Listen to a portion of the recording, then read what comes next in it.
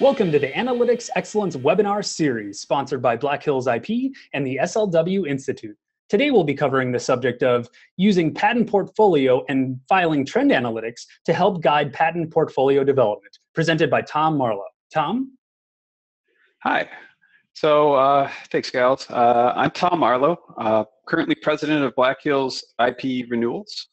Formerly, I was director of IP at Fairchild Semiconductor, managing our global IP operations, and also after that, co-chair of the Patent Portfolio Management and Analytics Group with Schweigman Company.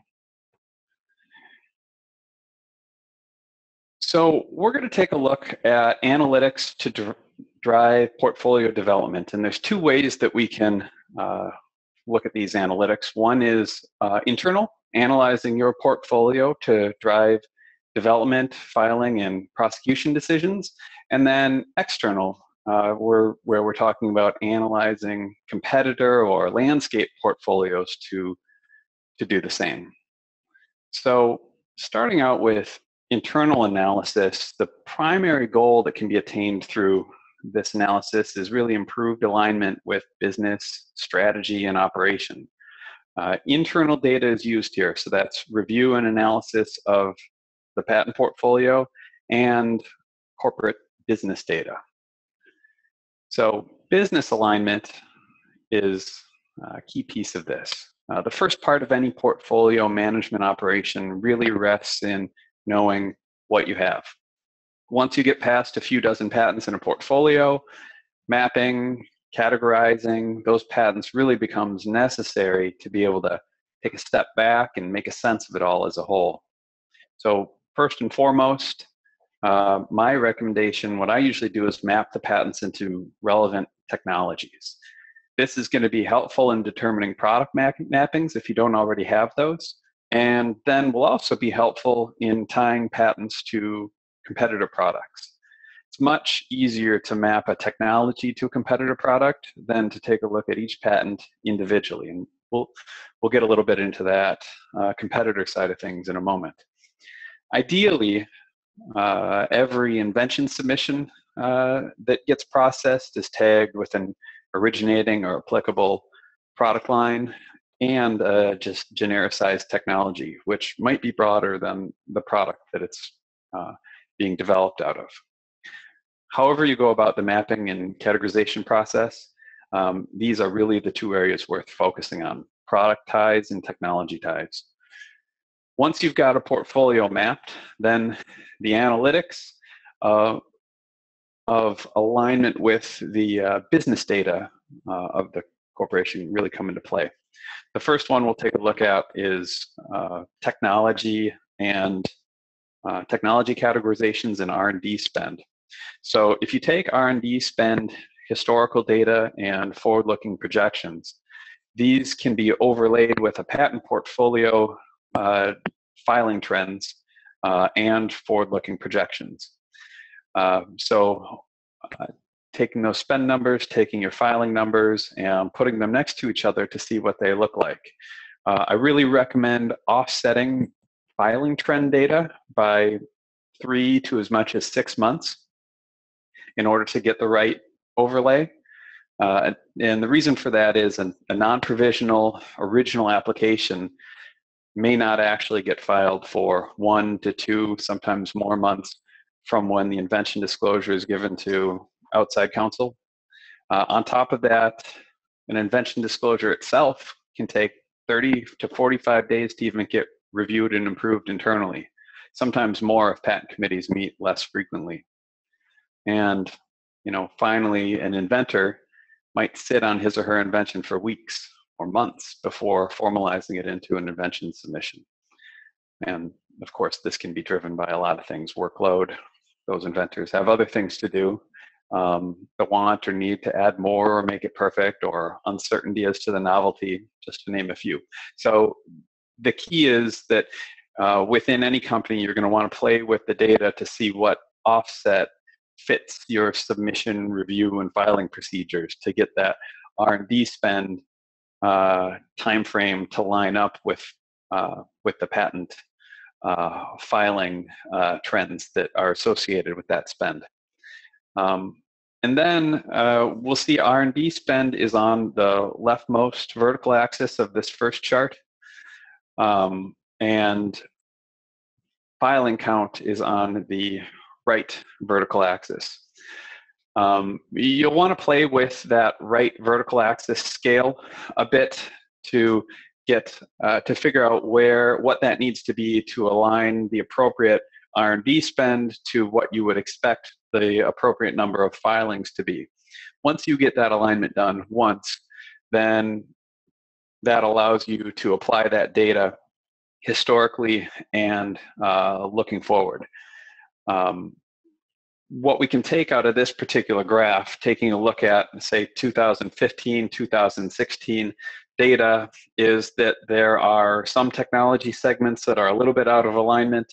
We see the green one, and I should say in each of these double bars, the bar for each of the color groups for the technologies, the bar to the left is R&D spend, the bar to the right is filings. So we can see Tech A and Tech B have historically been a little out of alignment.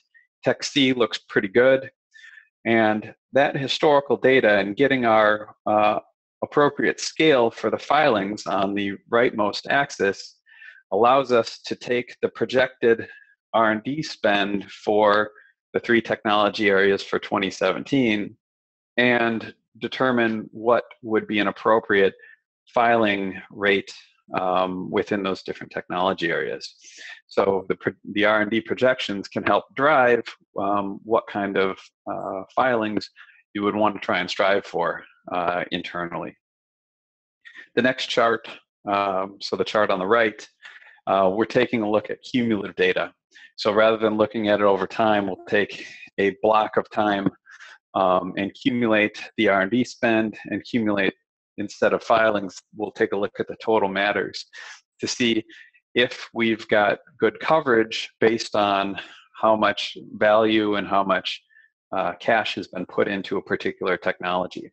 And where there's misalignment, those might be areas to try and mine for additional protections if that makes sense from a business perspective. These graphs focus on R&D spend and technology categories.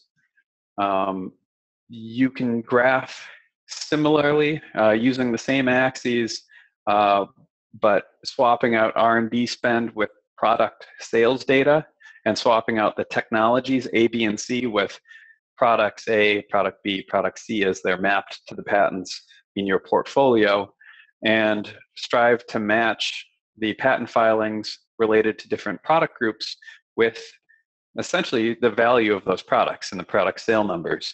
And those can by using those projections in line with the R&D projections, you should get a good idea for what your forward-looking patent portfolio should look like in order to align that portfolio development with your business strategy.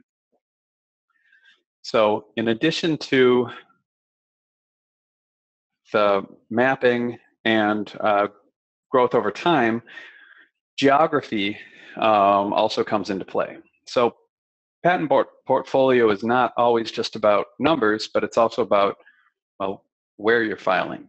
International strategies, they're expensive. So it's important to get them right, or at least make sure that there's something giving them logical direction and providing some sort of a feedback check to see if things are getting covered the way that you want them to.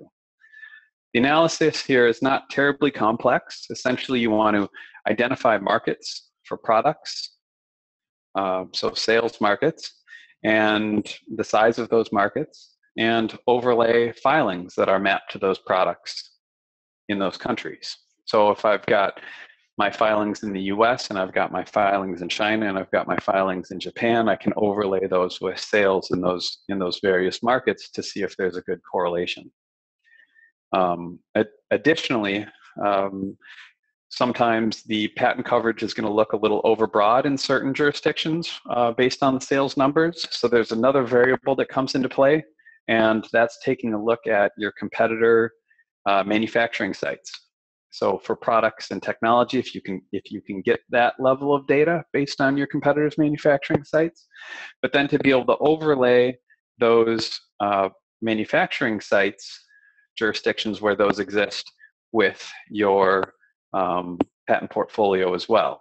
And if you can get the breakdown by technology or product groups, that makes the data even that much more useful.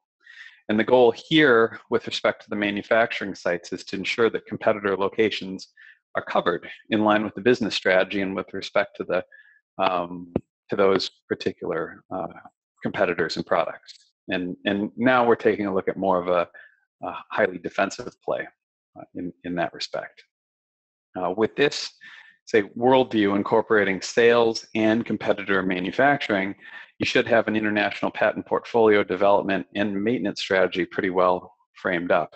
So with this simple chart that we're looking at on this slide, we can take a look at what does my patent coverage look like. In this case, I've in two various colored bars, we've got two, we'll say they're two different technology areas.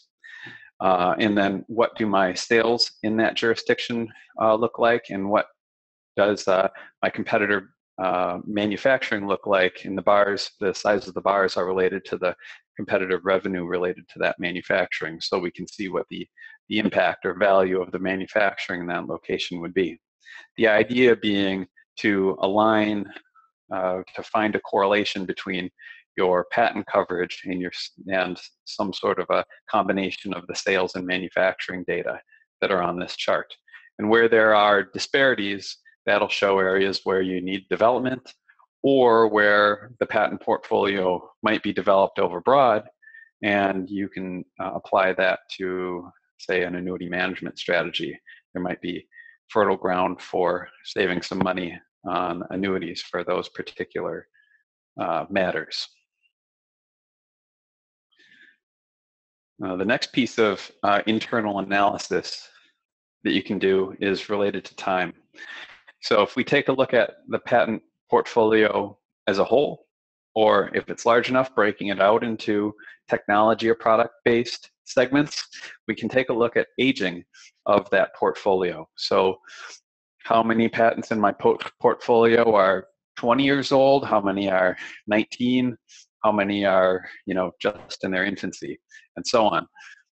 The peaks and valleys in a remaining life chart like this are going to be where I want to focus my concerns, because when one of those peaks hits expiration time, it's going to result in a drastic reduction of coverage in the portfolio. So in this particular chart, I can see I have a large peak, say, at patents that are about, let's say, 15 years old.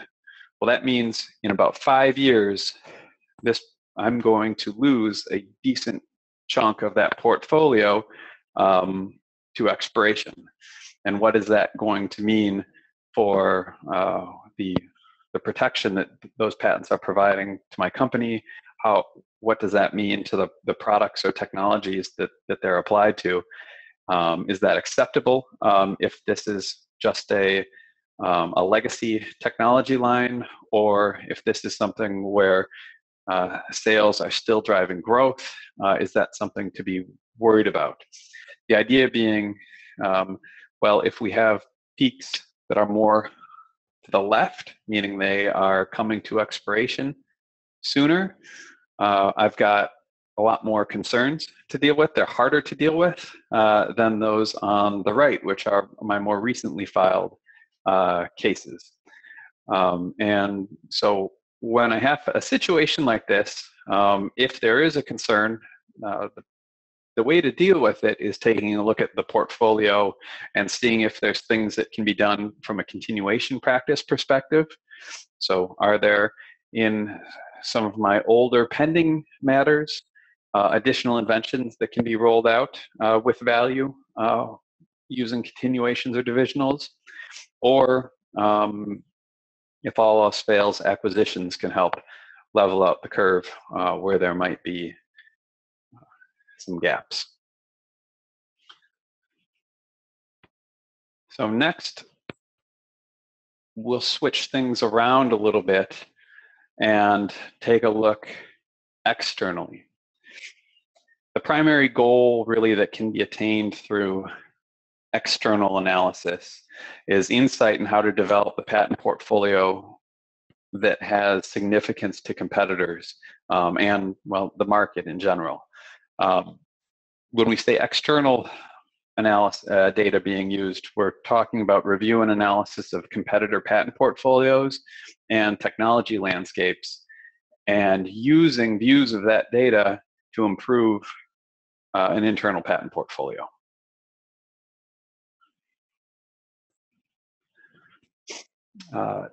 So first thing we're going to take a look at are trends with respect to competitors or a landscape.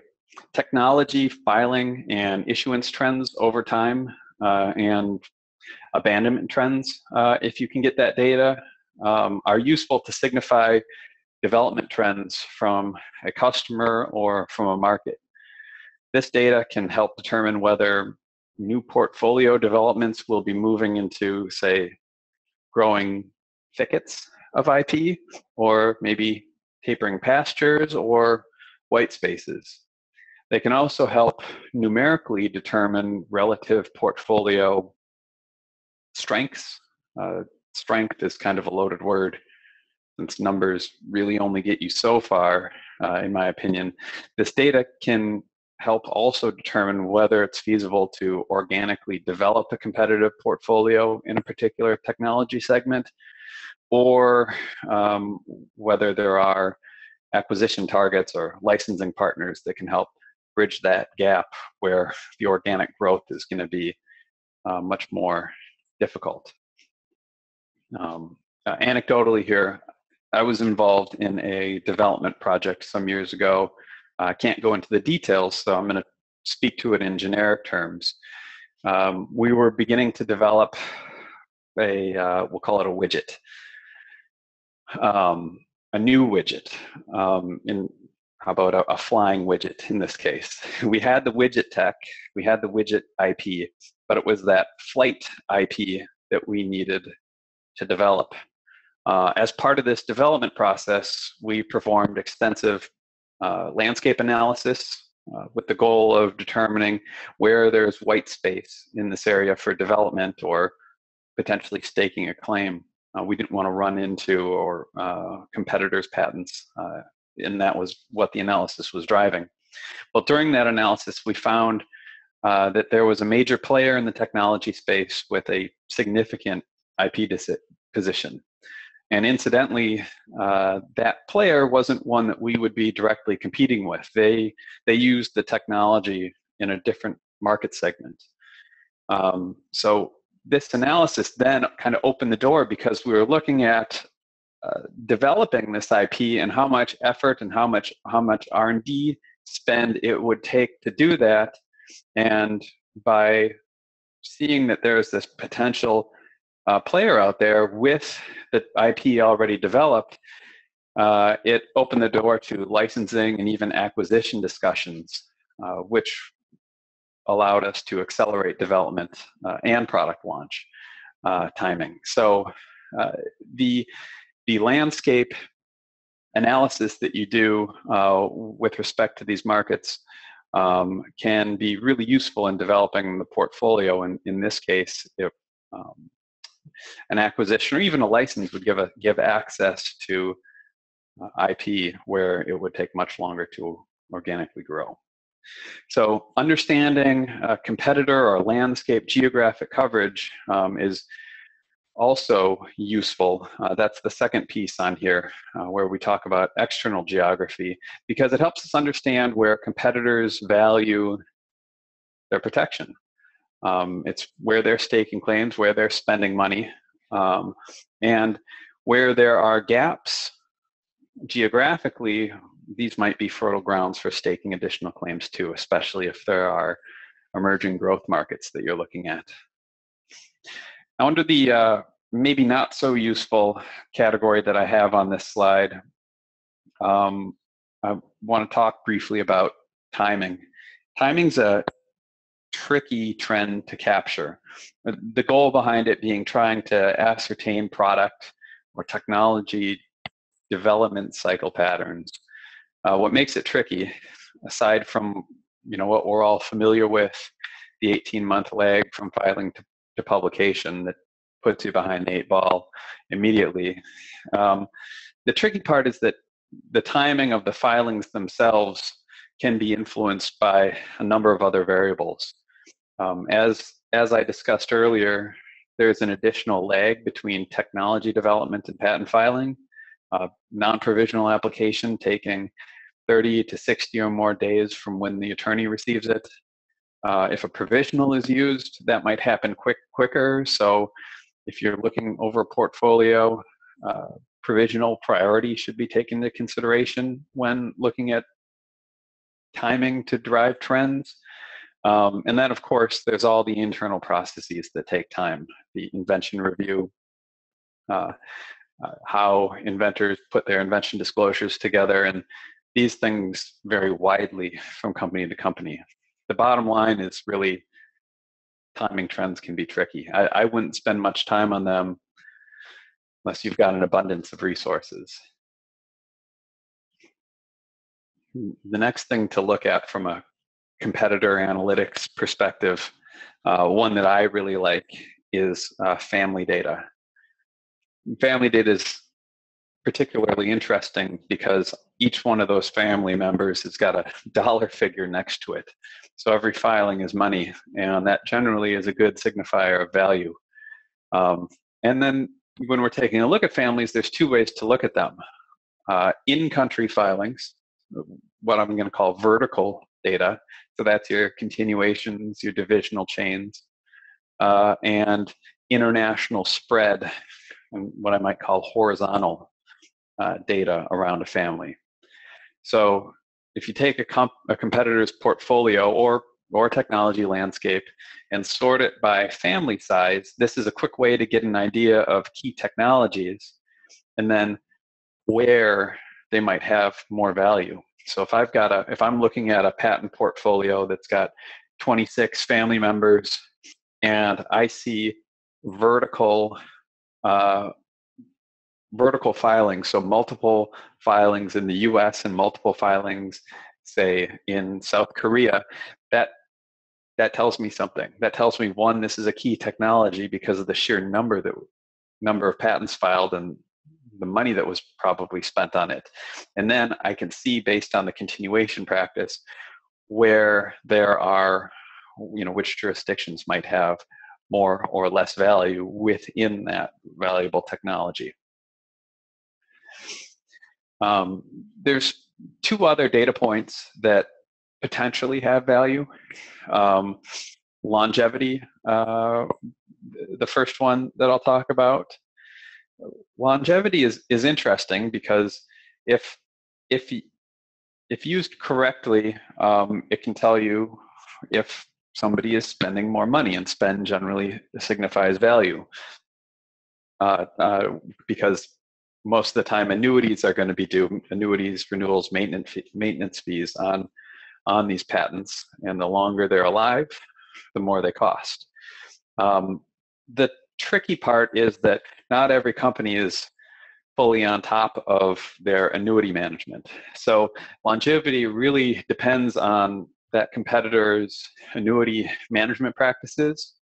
If they are active and they're strategic, and they're culling their portfolio and keeping the good stuff and letting the less useful stuff go, longevity data becomes very useful and is well indicative of value-based spend.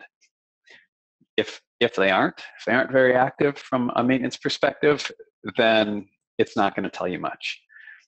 One way to find out if that's going to be useful data is to take a look at a competitor's abandonment practices, and if they are actively abandoning some matters within the portfolio year to year, then you can probably get some good data out of the longevity numbers and figure out which patents are going to be more valuable within the portfolio.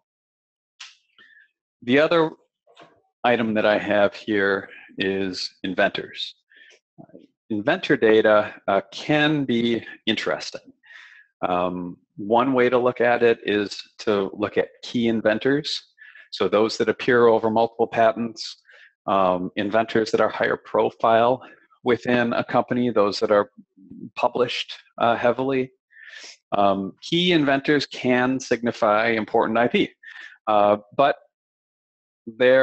it's worth noting that there may also be internal mechanisms driving to push inventions from key inventors, perhaps through with a lower threshold, and meaning when a key inventor is on an invention disclosure within a company, it can happen that those things get pushed through to filing more easily than other invention disclosures that come within the company. So what you might have are more filings on that key inventor that may actually be of less value than the average patent filing within the portfolio. And this is going to be especially true as these key inventors have more, say, political weight within the company. So it's kind of one of those things to bear in mind as you're taking a look at key inventor patents or data on a portfolio. Basically, that data can be a little inconsistent sometimes. On the other hand, one way that I've found is useful with respect to inventors is to sort patents in a particular portfolio by inventor count. Inventor count can provide some interesting results. Generally, patent filings with numerous inventors represent development projects, and a lot of times key development projects. This happens all the time. There's a big development that's underway, and an IP review or brainstorm is scheduled near the end of that development project to gather the ideas for protection. It's not uncommon for groups of inventions, groups of inventors to appear in single applications, especially the early ones in a continuation chain. And then back to the families, a lot of times these do end up resulting in large families because as the continuations are kind of iterated out. So once you have some of that data as to the important or key patents within a technology space or within a competitor portfolio, that's interesting. It's good to know what they are, but what can you do with it? And there's two courses of action that I'm going to talk about here. One is to pull those patents, pull some of those key patents, and take a look at key terminology. Take that key terminology and replicate it in alternative embodiments of filings that are going to be going out. So if you've got an invention in a related space, in a related area, to a competitor's,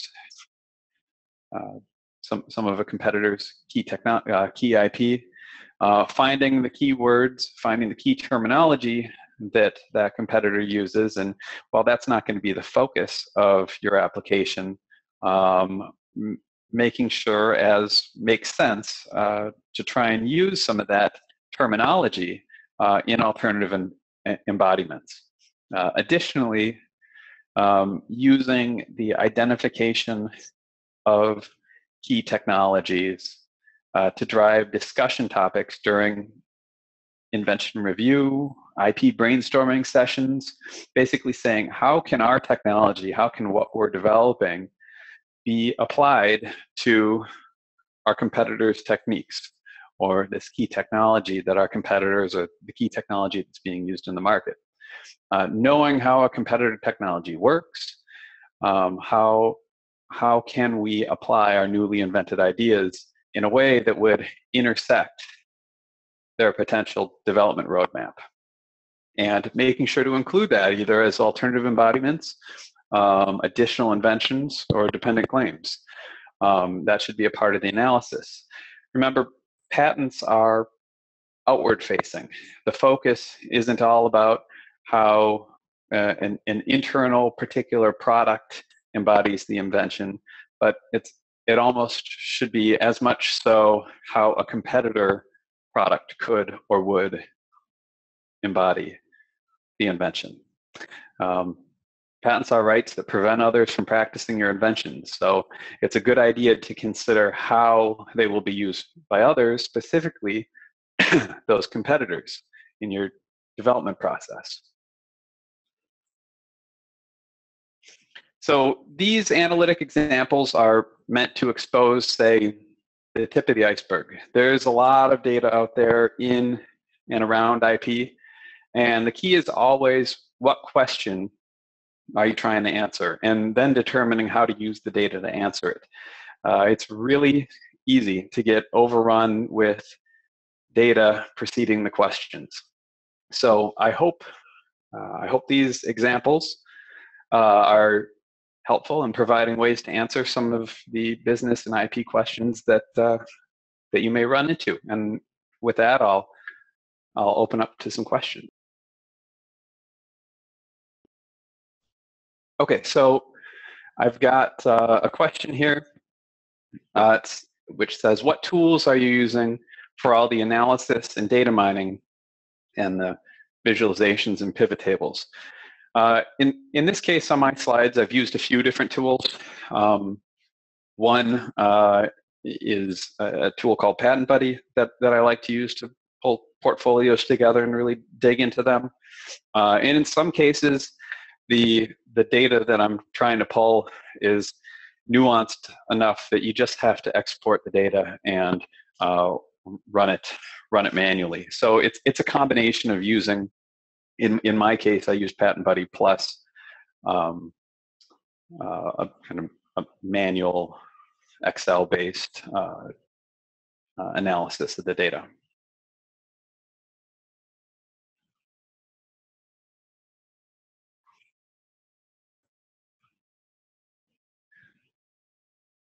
All right.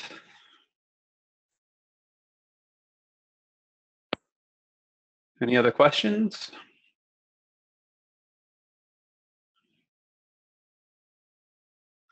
All right, with that, I will, I'll go ahead and end this. Our next analytics webinar is coming up on May 3rd.